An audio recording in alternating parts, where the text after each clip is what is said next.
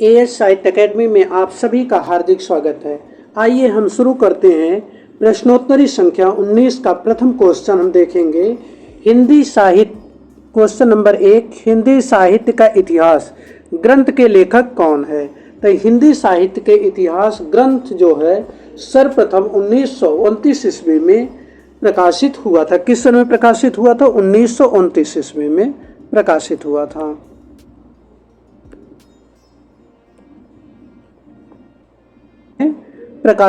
था।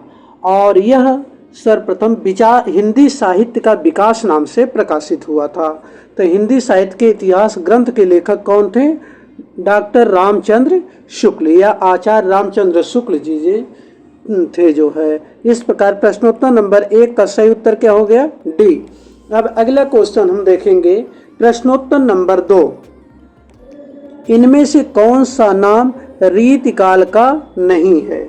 निम्न में से पूर्व मध्यकाल, उत्तर मध्यकाल जो है, इनमें से कौन सा नाम रीतिकाल का नहीं है?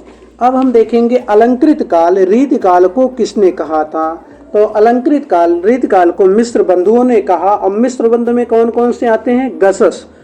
कौन कौन से आते हैं? ग स सु। देखिए, गसस में गा से गणेश बिहारी मिश्र, सा से श्याम बिहारी मिश्र और सु से सुखदेव बिहारी मिश्र। अर्थात अलंकृत काल जो है मिश्र बंधुओं ने दिया था और श्रृंगार काल रीतिकाल को श्रृंगार काल जो है किसने कहा था? आचार्य विश्वनाथ प्रसाद मिश्र जी ने। उसके बाद आचार्य रामचंद्र शुक्ल जी ने जो कालों का विभाजन किया था वह 4 भागों में विभाजित किया। हिंदी साहित्य के इतिहास को 4 भागों में उन्होंने विभाजित किया। सर्वप्रथम आदिकाल या उसे वीरगाथा काल शुक्ल जी ने कहा, जिसका समय था संवत 1050 से 1375। उसके बाद उन्होंने पूर्व मध्यकाल को भक्तिकाल के नाम से विभूषित किया और उत्तर मध्यकाल को रीतिकाल के नाम से विभूषित किया, जिसमें पूर्व मध्यकाल का उन्होंने समय सीमा रखा था संवत 1375 से संवत 1700 ईस्वी तक, और उत्तर मध्यकाल को उन्होंने कहा था संवत 1700 से लेके 1900 तक। अर्थात रीतिकाल ये भी नाम हो गया उत्तर मध्यकाल। अब इसी को शुक्ल जी ने क्या कहा? भक्तिकाल का। अर्थात प्रश्नोत्तर नंबर 2 का सही उत्तर क्या हो जाएगा? सी। अब अगला क्वेश्चन हम देखेंगे। प्रश्नोत्तर नंबर 3, शिव सिंह सरोज नामक कृत किस लेखक की है? तो यह शिव सिंह सरोज जो सन 1883 ईस्वी में लिखी गई थी। किस सन में लिखी गई थी? 1883 ईस्वी में। 1883 ईस्वी में लिखी गई थी और यह शिव सिंह सेंगर की कृति है। इस प्रकार प्रश्नोत्तर नंबर 3 का सही उत्तर क्या हो जाएगा? ए। अब अगला क्वेश्चन है प्रश्नोत्तर नंबर 4 में देखेंगे वल्लभाचार्य का संबंध किस मत से है? तो वल्लभाचार्य जी का संबंध पुष्टि संप्रदाय से था। इस संप्रदाय में कृष्ण पूर्णानंद स्वरूप पूर्ण पुरुषोत्तम परम ब्रह्म होते हैं माना जाता है। पुष्ट मार्गी भक्त में पुष्ट भगवत अनुग्रह या कृपा को कहा जाता है। भगवत महापुराण में लिखा भी है कि पुष्टिम किम में, अर्थात पुष्टिम किम में पोषणम किम तदन अनुग्रह भगवत कृपा। अर्थात पुष्ट मार्गी भक्त में 3 प्रकार के मार्ग जीव तथा भक्त होते हैं। इस प्रकार जो है वल्लभाचार्य किस संप्रदाय के थे? पुष्टि संप्रदाय के। इस प्रकार प्रश्नोत्तर नंबर 4 का सही उत्तर क्या हो जाएगा? सी। अगला क्वेश्चन है प्रश्नोत्तर नंबर 5। प्रश्नोत्तर नंबर 5 में देखिए साहित्य लहरी कृति के रचनाकार कौन? तो साहित्य लहरी कृति के रचनाकार कौन है? तो साहित्य लहरी 1550 ईस्वी में लिखी गई थी। किस सन में? 1550 ईस्वी में लिखी गई थी। इसमें अलंकार और नायिका भेदों के उदाहरण प्रस्तुत करने वाले लगभग 118 दृष्टिकूट पद हैं। कितने हैं? 118 दृष्टिकूट पद हैं। अगर यह पूछ लिया जाए दृष्टिकूट साहित्य लहरी में कितने दृष्टिकूट पद हैं? तो 118 दृष्टिकूट पद हैं और यह जो है सन 1550 ईस्वी में लिखी गई थी। आचार्य रामचंद्र शुक्ल जी ने सूरदास के विषय में कहा है कि वात्सल्य और श्रृंगार के क्षेत्र का जितना अधिक उद्घाटन सूर ने बंद आंखों से किया उतना किसी और कवि ने नहीं किया। इन क्षेत्रों को वह कोना कोना झाँक आए थे। इस प्रकार साहित्य लहरी कृत के रचनाकार कौन हुए? सूरदास। और ये हम देखेंगे सूरदास ने कुछ कितनी रचनाओं की रचना की जो सर्वमान्य है। तो सर्वमान्यता के अनुसार सूरदास ने कुल 25 ग्रंथों की रचना की थी, जिसमें से सिर्फ सूरसागर, सूर सरौली और साहित्य लहरी ही उपलब्ध है। अब अगला क्वेश्चन इस प्रकार प्रश्नोत्तर नंबर 5 का सही उत्तर ए हो गया। अब अगला क्वेश्चन है प्रश्नोत्तर नंबर 6। इसमें पूछ रहा है प्रयोगवादी कवि इनमें से कौन सा है? तो निम्न में से सर्वप्रथम हम देखेंगे प्रयोगवाद का आरंभ कब हुआ था। तो प्रयोगवाद का आरंभ सन 1943 ईस्वी में हुआ था। कब हुआ? तो 1943 ईस्वी में हुआ था। 1943 ईस्वी में प्रयोगवाद का आरंभ हुआ था और इसे सच्चिदानंद वात्स्यायन अज्ञेय के संपादकत्व में प्रकाशित तार सप्तक से माना जाता है। अर्थात प्रयोगवाद का आरंभ अज्ञेय द्वारा संपादित तार सप्तक से माना जाता है। तार सप्तक में कितने कवि थे? 7 कवि थे जो है। लेकिन प्रयोगवाद शब्द का सर्वप्रथम प्रयोग नंद दुलारे वाजपेयी जी ने अपनी रचना प्रयोगवादी रचनाएं शीर्षक निबंध में किया था।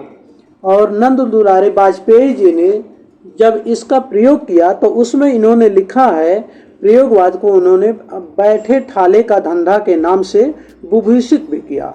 लेकिन अज्ञेय जी ने तार सप्तक की भूमिका में प्रयोगवादी कवियों को राहों के अन्वेषी नाम से विभूषित किया। नंदुलारी वाजपेयी जी ने क्या कहा?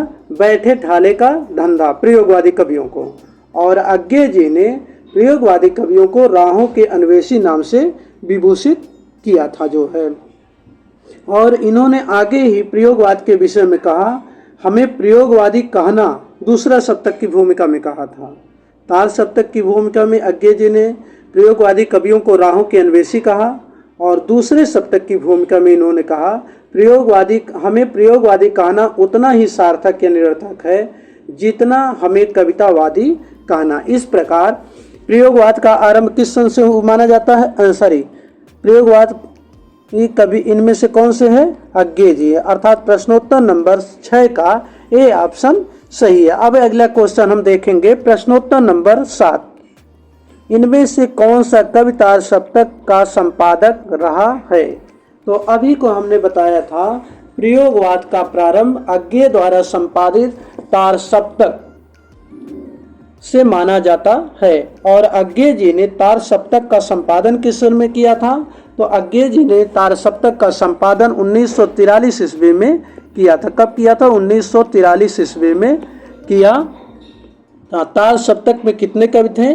तार सप्तक में कवियों की संख्या 7 थी, जैसे अज्ञेय, रामविलास शर्मा, गजानन माधव मुक्तिबोध, प्रभाकर माचवे बलवंत, नेमी चंद्र जैन, गिरिजा कुमार माथुर, भारत भूषण अग्रवाल, ये जो है तार सप्तक के संपादक थे जो है। दूसरे सप्तक का संपादन कब हुआ था? 1951 ईस्वी में। तीसरे सप्तक का प्रकाशन 1959 में और चौथे सप्तक का प्रकाशन जो है 1979 ईस्वी में हुआ था। इस प्रकार प्रश्नोत्तर नंबर 7 का सही उत्तर क्या हो गया? बी। अब अगला क्वेश्चन देखेंगे हम प्रश्नोत्तर नंबर 8। रस मंजरी इनमें से किस कवि की रचना है? प्रश्नोत्तर नंबर 8 का हम देखेंगे रस मंजरी के लेखक कौन है? तो रस मंजरी के लेखक कौन है? नंददास जी हैं। अर्थात प्रश्नोत्तर नंबर 8 का सही उत्तर क्या हो जाएगा? ए। और राम केशव दास की प्रसिद्ध एक रचना थी रामचंद्रिका, जिसको इन्होंने एक रात में लिखा था। रामचंद्रिका को इन्होंने एक रात में लिखा था जो है। अंधेरे में मुक्तबोध की सबसे प्रसिद्ध रचना है और सूर सागर जो है सूरदास की सर्वप्रमुख और प्रसिद्ध रचना है। इस प्रकार प्रश्नोत्तर नंबर 8 का कौन सा? ए ऑप्शन सही हो गया। अब हम देखेंगे प्रश्नोत्तर नंबर 9। 9 देखिए, मधुशाला के रचयिता कवि कौन है, अर्थात मधुशाला का रचयिता कौन है। तो मधुशाला का प्रकाशन सन 1935 ईस्वी में हुआ था। किस सन में हुआ था? 1935 ईस्वी में हुआ था। 1935 चल नहीं रहा, 1935 ईस्वी में हुआ था और इसके रचयिता हरिवंश राय बच्चन जी हैं। अर्थात प्रश्नोत्तर नंबर 9 का सही उत्तर क्या हो जाएगा? सी। अगला क्वेश्चन है प्रश्नोत्तर नंबर 10, हम देखेंगे बसेरे से दूर किस विधा की पुस्तक है।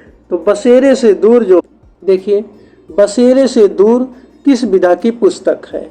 तो यह सर्वप्रथम हम देखेंगे बसेरे से दूर जो है किसकी रचना है। तो बसेरे से दूर या हरिवंश राय बच्चन की रचना है। किसकी है? हरिवंश राय बच्चन की। हरिवंश राय बच्चन की रचना है। तो जिसको उन्होंने 4 भागों में विभाजित किया था। क्यानी बसे 10, क्यानी बसे 10, क्यानी बसे 10। अब क्या से क्या भूलूं की याद करो, नी से नीर का निर्माण, फिर बसेरे से दूर, 10 द्वार से सोपान तक। जिसमें क्या भूलूं की याद करो 1969 ईस्वी में प्रकाशित हुआ था। 1969 में नीड़ का निर्माण फिर 1970 में प्रकाशित हुआ था। बसेरे से दूर 1978 में प्रकाशित हुआ और 10 द्वार से सोपान तक 1985 ईस्वी में प्रकाशित हुआ था। और यह हरिवंश राय बच्चन की आत्मकथा है। इसका तात्पर्य यह हुआ कि प्रश्नोत्तर नंबर 11 का सही उत्तर क्या हो गया? डी। अगला क्वेश्चन है प्रश्नोत्तर नंबर 10 का डी हो गया। अगला क्वेश्चन है प्रश्नोत्तर नंबर 11 में हम देखेंगे वेदना की कवित्री किसे कहा जाता है। तो वेदना की कवित्री जो है महादेवी वर्मा जी को कहा जाता है। किसे कहा जाता है? महादेवी वर्मा जी को कहा जाता है। इन्हें महादेवी वर्मा जी को जो है हिंदी के विशाल मंदिर की बीड़ा पाड़ भी कहा जाता है। क्या कहा जाता है? हिंदी के विशाल मंदिर की बीड़ा पाड़ भी कहा जाता है। इनका जन्म सन 1907 ईस्वी में फर्रुखाबाद में और मृत्यु 1987 ईस्वी में इलाहाबाद में हुई थी। इनके पिता का नाम गोविंद प्रसाद था और इन्हें आधुनिक युग की मीरा के नाम से भी विभूषित किया जाता था। इनकी कुछ प्रमुख काव्य कृतियाँ हैं निहार 1930, रश्मि 1932, निर्या 1935, सांद गीत 1936, यामा 1940, दीप शिखा 1942 और सप्तपर्णा 1960। और इनकी रचना यामा जो 1940 ईस्वी में लिखी गई थी, इस पर महादेवी वर्मा जी को भारतीय ज्ञानपीठ पुरस्कार भी मिला था। महादेवी वर्मा जी ने अपनी संपूर्ण कृतियों को महादेवी वर्मा जी ने सप्तपर्णा में ऋग्वेद के मंत्रों का हिंदी काव्य अनुवाद भी किया है। अब इसका तात्पर्य हुआ प्रश्नोत्तर नंबर 11 का सही उत्तर क्या हो गया? ए। अब अगला क्वेश्चन हम देखेंगे प्रश्नोत्तर नंबर 12। देखेंगे कामायनी किस काल की रचना है। तो कामायनी जो है छायावाद के प्रसिद्ध कवि जयशंकर प्रसाद कृत छायावाद की रचना है। किसकी है? छायावाद की रचना है। और जयशंकर प्रसाद जिन्हें छायावाद का ब्रह्मा के नाम से विभूषित किया जाता है। छायावाद के बृहत्त्रयी में 3 कवि आते हैं, प्रसाद, निराला और पंत, जिसमें प्रसाद जी को ब्रह्मा के नाम से, पंत जी को विष्णु के नाम से और महेश अर्थात शिव के नाम से जो है सूर्यकांत त्रिपाठी निराला जी को माना जाता है। इस प्रकार प्रश्नोत्तर नंबर कामायनी किस सन में प्रकाशित हुई थी? यह 1935 ईस्वी में प्रकाशित हुई थी। 1935 ईस्वी में प्रकाशित हुई थी। इस प्रकार प्रश्नोत्तर नंबर 12 का सही उत्तर क्या हो गया? ए। अब अगला क्वेश्चन देखेंगे हम प्रश्नोत्तर नंबर 13। इसमें देखेंगे नागार्जुन किस वर्ग के कवि हैं। तो छायावाद के कवि नहीं है। छायावाद के बाद आता है प्रगतिवाद जो है, क्योंकि छायावाद के प्रमुख कवि कौन थे? प्रसाद, निराला, पंत, महादेवी वर्मा जो है ये छायावाद के कुछ प्रमुख कवि थे। उसके बाद प्रगतिवाद की शुरुआत होती है। तो प्रगतिवाद का आरंभ 1936 से 1942 ईस्वी तक था। कब तक था? 1936 से 1942 ईस्वी था जो है और इसमें जो है यह देखेंगे प्रगतिवाद शब्द का सर्वप्रथम प्रयोग किसने किया था। तो प्रगतिवाद शब्द का सर्वप्रथम प्रयोग नागार्जुन प्रगतिवाद युग के कवि थे। जिस प्रगतिवाद का आरंभ कब हुआ था, 1936 में आरंभ हुआ तो 1942 में मृत्यु हुई थी। नागार्जुन का जन्म कब हुआ था, 1911 में। इनका जन्म तरौनी दरभंगा नामक स्थान पर हुआ था। इनका मूल नाम जो है वैद्यनाथ मिश्र था। नागार्जुन जी का मूल नाम क्या था, वैद्यनाथ मिश्र। इनकी एक रचना थी जो 1984 ईस्वी में प्रकाशित हुई थी, अपूर्वा। 1984 ईस्वी में प्रकाशित हुई थी। किस सन में, 1984 में प्रकाशित हुई थी। उस रचना का नाम क्या है, अपूर्वा।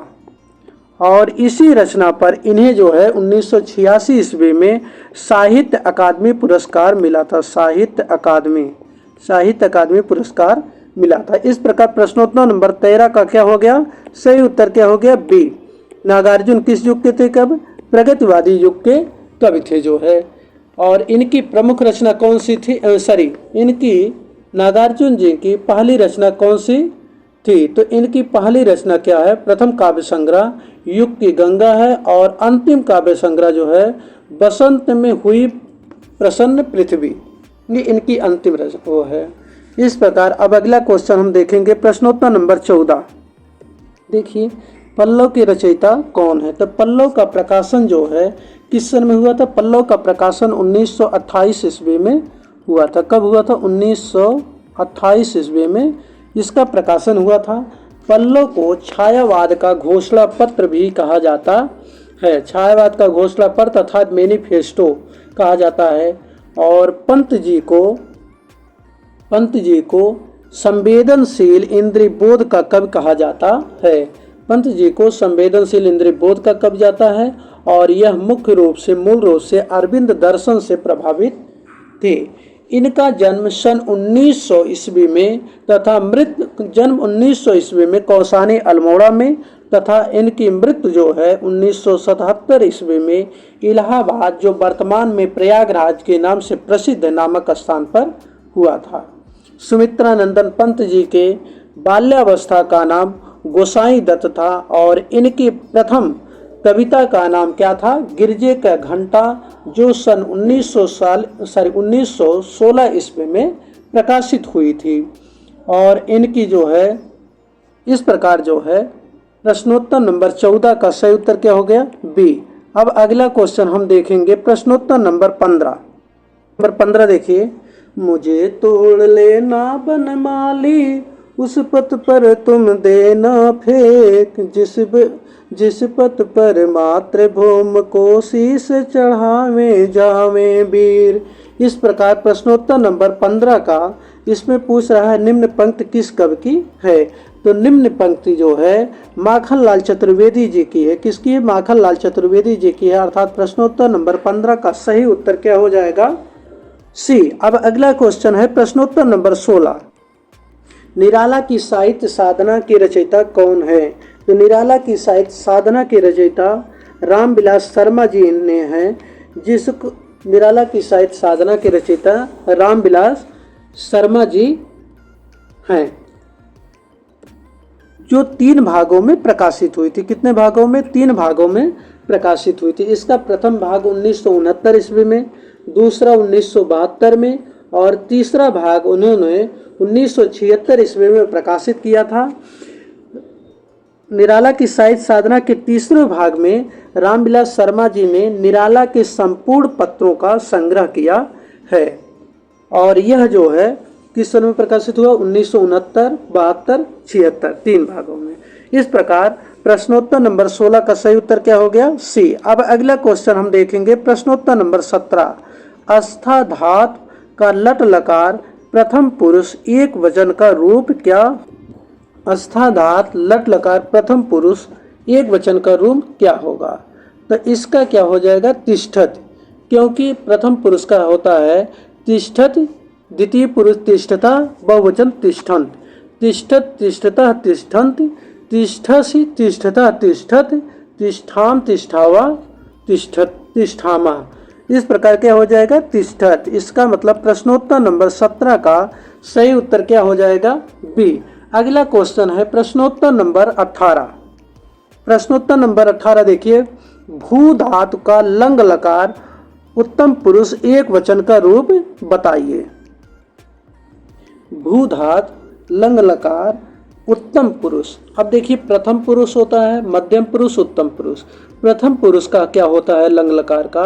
अभवत, अभवताम, अभवन। मध्यम पुरुष का होता है अभवः, अभवतम, अभवत। उत्तम पुरुष का होता है अभवम, अभवाव, अभवाम। और इसमें पूछ रहा क्या? एक वचन, अर्थात क्या हो गया? अभवम।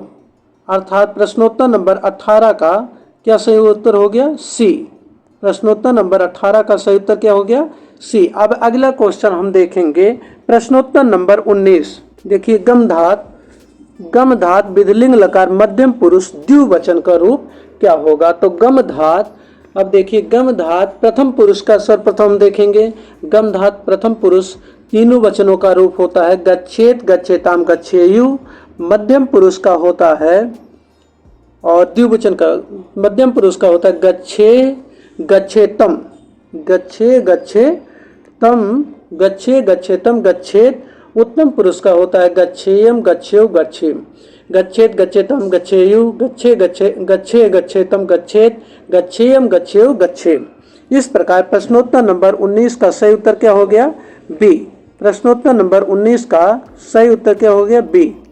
अगला क्वेश्चन हम देखेंगे प्रश्नोत्तर नंबर 20।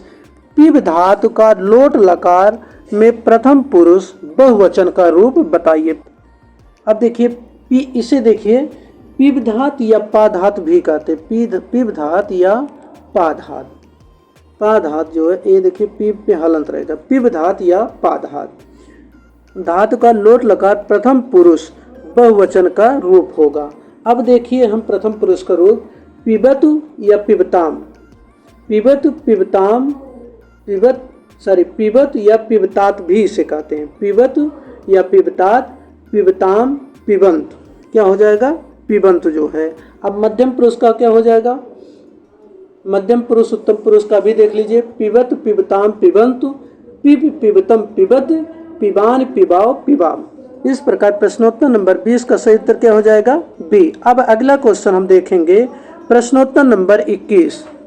देखिए, निम्नलिखित मुहावरों का सही अर्थ दिए गए विकल्प में से चयनित कीजिए। प्रश्नोत्तर नंबर 21 देखिए, कलेजे पर पत्थर रखना। तो इसका सही उत्तर क्या हो जाएगा? कलेजे पर पत्थर रखना। दुखी होना नहीं, गलत है। ईर्ष्या करना, बुरा चाहना। सही उत्तर क्या हो जाएगा? विपत्ति में धैर्य धारण करना। विपत्ति में धैर्य धारण करना जो है। अगला क्वेश्चन है प्रश्नोत्तर नंबर 22। डंके की चोट कहना या डंके की चोट पर कहना।